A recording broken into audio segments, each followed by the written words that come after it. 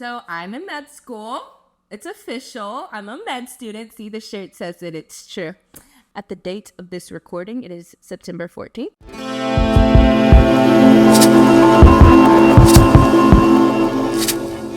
It's been a little over 2 months. Just wanted to give y'all a little insight into what my life's been like. I want to give y'all a little life update. Let's see what's going on. So first of all, let's start. Let's take it all the way back to my first initial impressions. Woo! To be completely honest with you, I did not believe it.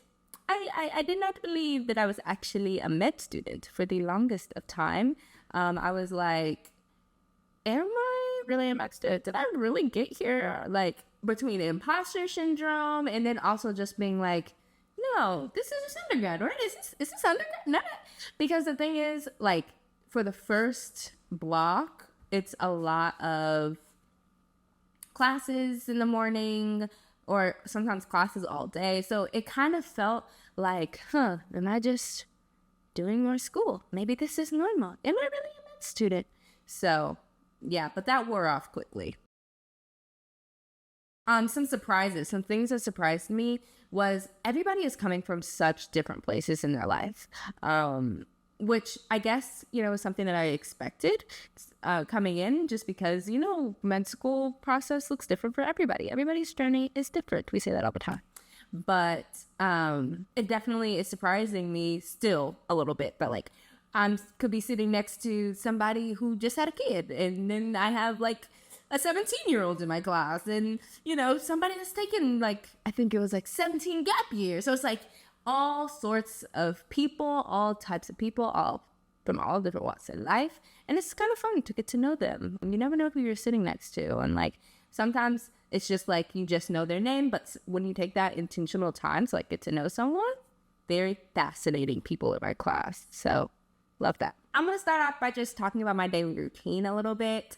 For the most part, Monday through Friday, I do have classes starting at 9 a.m. So I'm up and in class in a seat. Hopefully, ideally, by 8:30, but in reality, 8:45, 8:50 sometimes. Anyways, then I usually have classes in the morning from 9:30 to 10:30, and then 30-minute break, and then 11 till 12:30. Then we get an hour break for lunch, and then the afternoon looks different depending on what's going on. So that is usually a more active time, more active than just sitting in a lecture. That can be learning communities, that can be community health, that can be your gross anatomy lab, your histology lab. All of those things I do in the afternoon. It's scheduled in my afternoon. I usually get done anywhere from 3:30 to 5, and then depending on when I get done, I will come home. And if I get done before 5, which I love, I will go to the gym and I will walk my dog and make myself some dinner. And then I usually will go back to school to study. My goal is usually to be back at school around 6. And then I study from 6 to 11. And then I head on home, walk the dog again, and go to bed and do it all again the next day. That's just my schedule because that's what works for me. Or what I'm finding works for me. Things can still change. Again, I'm fresh 2-month-old medical student. Things can change. Things do change. Some days I'm I need to prioritize my mental health today so that I can be more productive tomorrow. So I'm not going to study tonight. I'm just going to rest. And then some days I'm you know what? I need a little extra study time. I'm going to skip the gym and I'm going to go study earlier and I'm going to study for longer. Or sometimes I'm you know what? I need a little extra sleep. So I'm going to cut my study time off just a little bit earlier. Everybody's schedule is different. I know people who don't go to class at all and are doing well. They are passing their classes. They are getting what they need to get done. And I love that for them. I personally can't do that because I don't want to get behind. And if I don't watch the lecture during the lecture, or at least go over the content during that lecture time, it's just not going to work for me. Things change. So there are some lecturers who I learn better from than others, just the rule of the game. It's not like I see the same lecturer every day. So some lecturers I learn better from than others. And so from those lecturers that I don't learn as well from. Sometimes I don't go to those classes. I'll instead just study that content during that lecture time so that I'm not behind. Another thing that just kind of works for me, keep being willing to try new things, keep willing to, be flexible and find what works for you. And I'm slowly but surely finding what works for me. Now I'm going to talk a little bit about some of my challenges that I've faced. One that you'll often hear and commonly hear is just figuring out how to absorb so much material in such a little bit of time. Sometimes it feels like you are going through an entire course, or at least an entire week worth of undergrad courses in an hour and a half. And that can be very crazy and very overwhelming, but it just takes a lot of trial and error to figure out like what works for me and when. That's kind of been difficult sometimes, like figuring out, okay, Anki works best for this, but something else might work better for this, So figuring out what type of studying is best for different types of materials for me. You just have to be very flexible with yourself, give yourself all the grace in the world, remembering that I am a first-time medical student and I am bound to make some mistakes sometimes. I'm bound to fall, but it's not about how you fall, it's how you get back up, right? Another challenge that I have faced, and I kind of anticipated this one, is figuring out how to be a person, not just a medical student. I talked about my schedule already, and I am in class from so long, and I am studying for the rest of the day. So it just feels like sometimes like all I am is a medical student. When will I be a person? I've just really had to be intentional about making sure I make time to be me, making sure that I hold on to some of these hobbies that I came in here with, making sure that, I make time to be a human being. Like, yes, I want to go on long walks with my dog sometimes. Yes, I want to sit in front of the TV and do nothing sometimes. And like making that happen and finding the balance between fun all the time and all studying all the time. Like there is a middle ground, and that is where I want to be. Now I'm going to talk about some of my successes where I feel like, hey, I kind of did that. In terms of academics, I passed every exam.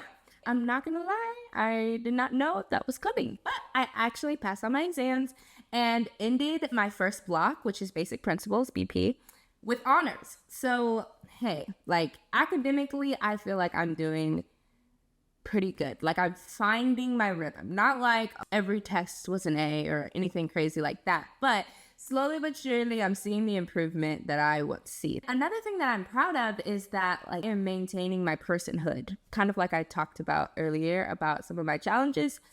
Like that intentionality about being a person has actually translated into maintaining who I am. I still got hobbies. I like to code. I like to read. I still like to go on long walks with the dog. I still use my Saturday mornings to like go study in new fun places, go find a new coffee shop, go do different things. I'm still exercising when I can. Again, it is not perfect. There's no formula to this, but when I can work out, I still try to work out. I still am prioritizing time in my Bible, making sure that I'm staying connected and rooted in my faith. These are the things that coming into medical school all have shaped who I am. And in medical school and leaving medical school, I still want to be fostering those things about me that I enjoy, the things that are outside of medicine and outside of studying that make me me. Next, I am going to give a little study tip. Now, mind you, again, I'm new at this. I'm no professional medical student or anything. This is just something that I've picked up along the way. Beware of resource overload. When I came to medical school, I was bombarded with resources. Like, I think that there's this misconception that like you have to reinvent the wheel and that like nobody's ever done it before. Where do I even start? That's not a thing. Okay. There are so many resources out there. There is your school that gives you resources. You got access to all these textbooks. Then you've got the year above you that give you access to a lot of their advice and a lot of their things. Then you've got people in your class that are finding other things. They're like, hey, have you looked at this? Have you looked at this? Have you looked at this? You got the internet saying, hey, I think the best thing is this. And it is just so much resources, so many resources, which is a blessing and a curse, because I fell into the trap initially of thinking, okay, I found these great resources, like 5 of them that I love. I'm just going to use all 5 of them for everything. No, that doesn't work, because you don't have that kind of time. Now, I am not saying that you should not look at your content more than once. I'm saying that you need to find what works for what. Next, I'm going to talk a little bit about social/personal life. I feel like I've kind of talked a lot about balance, but the one thing that I really want to hit here is that balance is, if you look at a balance, it is never still. It's never like, oh, we're balanced, we got it. I think that's a common misconception of, I have achieved balance and nothing is moving. From week to week, day to day, hour to hour, that balance is dipping in different directions. And it's important to like give yourself that kind of grace that like, hey, today I needed to study more than I needed to socialize. And tomorrow, maybe I'll need to socialize more than I need to study. And that's okay. And I really feel like that's what balance is all about. It's about taking what you need, like, in that moment. If you need a nap, take a nap. What I say all the time is, if I get burnt out and I don't finish, or I die, because I've just burnt myself out that bad, then I don't get to help anybody. All of this was for absolutely nothing if I don't get to actually cross the finish line and help somebody. So if that means that, hey, I'm going to take that extra 30-minute nap, hey, I'm going to take that extra 30-minute nap. Next, I'm going to talk a little bit about my support system. If you watched my previous video about Morehouse versus Meharry, part of the reason that I chose Morehouse is because I'm closer to family. Now, do I get to go over there every weekend? No, that's just not practical. But when I do, like, they've got a rule for me. They're like, you're not allowed to study in our house, because I need a break, And so it's just so great to like go over there and just do nothing and hang out with my little cousin and, play games and play with marbles and jump on a trampoline. Just do nothing. That's been an amazing, amazing escape. Huge part of my support system. Staying connected with people who care about you, beyond the city that you're in, like my family, my friends from undergrad, my bestie and editor, Nora, love ya. Actually staying connected with the people who know you, because they can remind you like, hey girl, you look a little tired. Have you slept this week? What are you doing? And lastly, I want to talk about the friends that I made here, because they're amazing. Oh my goodness, an absolute godsend. I love them so much. Yeah, we just kind of fell into each other's laps, and now we do things together, like we are accountability partners, we are study partners, but we can also just like take a quick study break. We know when we are sitting in a room and everybody's just staring at the screen and you hear the groans in the room that, hey, time out, let's chat. What's going on? How's life? How are we feeling about this test? Or how are we just feeling about life in general? And like, let's just chat. And that's okay too. I am so blessed to have started, at least, finding those people who I can have those conversations with, who I can be real and vulnerable with. Love them down. Next, I'm going to talk a little bit about campus life. To be completely honest, I am trying to keep my campus involvement to a minimum right now, just because I've got a lot of stuff on my plate as it is. Just being a med student is enough. But I do still want to be getting involved, because for residencies, being a med student is the bare minimum. So I am involved in the cardiology interest group. I'm actually the co-community service chair for them. The good thing about being in these student-run interest groups is that we're all students. So we all understand that, hey, I don't have 50 hours a week to give to this organization, but I can make, 4 hours a month work. and I can, organize something when I have time. It's just super flexible. Everybody's very understanding. And then I'm also a part of my class's care committee, which I'm really excited about because we haven't really gotten started with it. Like, committees just came out like a couple weeks ago, but like in charge of like making sure our class feels cared for. And so I'm excited about that.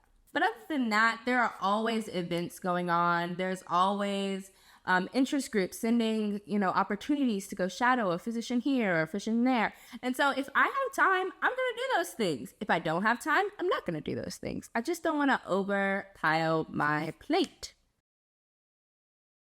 And lastly, I want to give just a little bit of advice, a modicum of advice. Take it with a grain of salt because, hey, again, I'm new to this game. I'm just a baby medical student, really, okay?